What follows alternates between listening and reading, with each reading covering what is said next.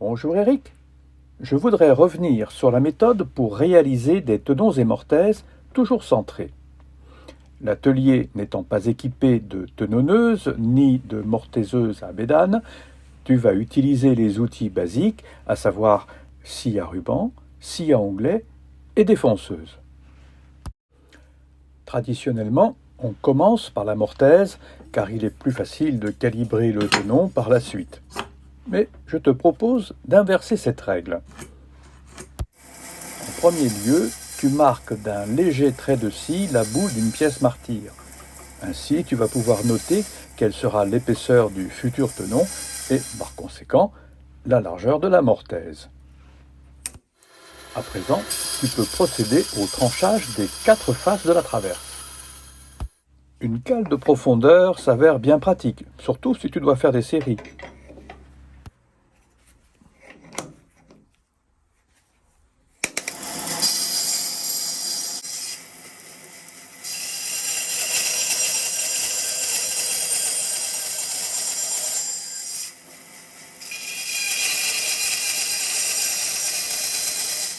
Deuxième étape, le décolletage du tenon.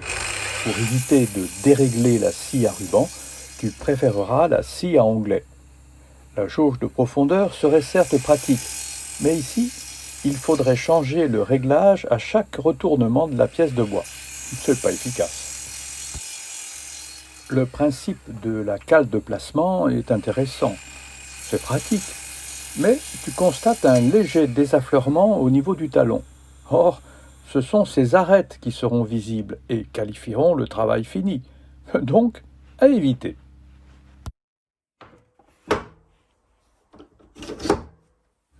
Je te propose une autre méthode plus empirique. Ton coup d'œil et un peu de pratique feront l'affaire. L'astuce réside à tourner de 90 degrés la pièce de bois et à caler chaque champ contre la dent de la lame. Tu vois, c'est simple, mais c'est efficace.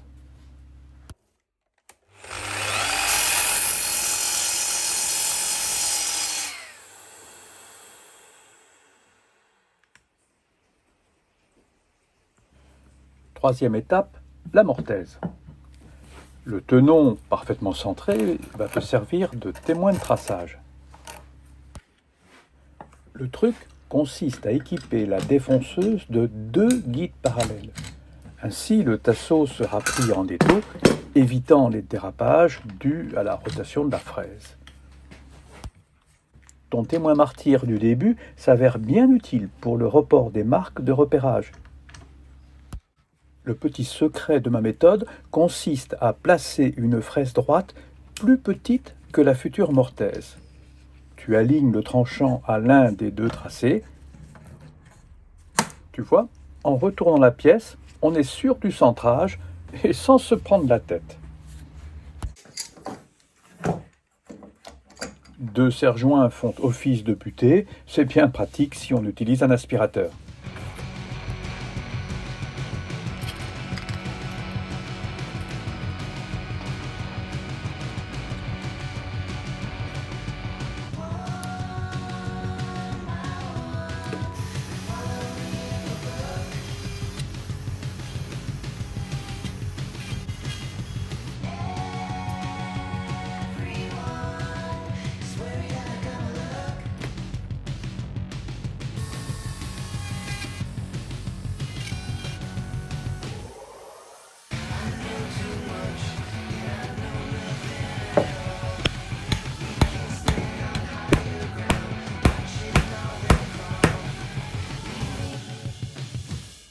Et voilà Eric, le tour est joué. Comme quoi, la tradition, c'est bien, mais parfois, il ne faut pas hésiter à la bousculer.